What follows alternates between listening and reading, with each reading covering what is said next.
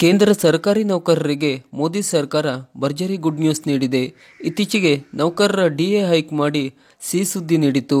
ಈಗ ಇದರ ಜೊತೆ ಹಿಂದಿನ 2 ತಿಂಗಳ ಹೆಚ್ಚಳ ತುಟ್ಟಿ ಭತ್ಯೆ ಸೇರಿಸಿ ಮಾರ್ಚ್ ತಿಂಗಳ ಸಂಬಳದ ಜೊತೆ ನೀಡಲು ಮುಂದಾಗಿದೆ. 7ನೇ ಕೇಂದ್ರ ವೇತನ ಆಯೋಗದ ಶಿಫಾರಸುಗಳ ಆಧಾರದ ತುಟ್ಟಿ ಭತ್ಯೆ ಹೆಚ್ಚಳಕ್ಕೆ ಕೇಂದ್ರ ಸಚಿವ ಸಂಪುಟ ಅನುಮೋದನೆ ನೀಡಿತು.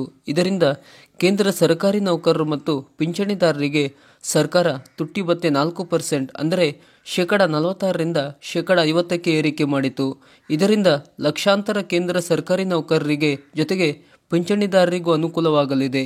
ಈ ತುಟ್ಟಿ ಭತ್ಯೆ ಹೆಚ್ಚಳದಿಂದ ಕೇಂದ್ರ ಸರ್ಕಾರಕ್ಕೆ ವರ್ಷಕ್ಕೆ 12,868 ಕೋಟಿ ರೂಪಾಯಿ ಹೊರೆಯಾಗಲಿದೆ. ಹಣಕಾಸು ವರ್ಷ ಕೊನೆಯ ಅವಧಿಯಾದ್ದರಿಂದ ಮಾರ್ಚ್ 31ರ ಭಾನುವಾರ ರಜೆ ಇದ್ದರೂ ಅಂದು ಭಾರತೀಯ ರಿಸರ್ವ್ ಬ್ಯಾಂಕ್ ಕೆಲಸ ನಿರ್ವಹಿಸಲಿದೆ ಎಂಬ ಮಾಹಿತಿ ಹೊರಬಿದ್ದ ಹಿನ್ನೆಲೆ ಕೇಂದ್ರ ಸರ್ಕಾರಿ ನೌಕರರು ತುಟ್ಟಿ ಭತ್ಯೆ 2 ತಿಂಗಳ ಅಂದರೆ ಜನವರಿ ಫೆಬ್ರವರಿ ಸೇರಿಸಿ ಈ ತಿಂಗಳ ಜೊತೆ ಹೆಚ್ಚುವರಿ ವೇತನ ಪಡೆಯಲಿದ್ದಾರೆ. ಈ ಮಾಹಿತಿ ನಿಮಗೆ ಇಷ್ಟವಾದರೆ ಲೈಕ್ ಮಾಡಿ, ಶೇರ್ ಮಾಡಿ ಹಾಗೂ ನಮ್ಮ ಚಾನಲನ್ನು ಸಬ್ಸ್ಕ್ರೈಬ್ ಮಾಡಿ. ನಮಸ್ಕಾರ.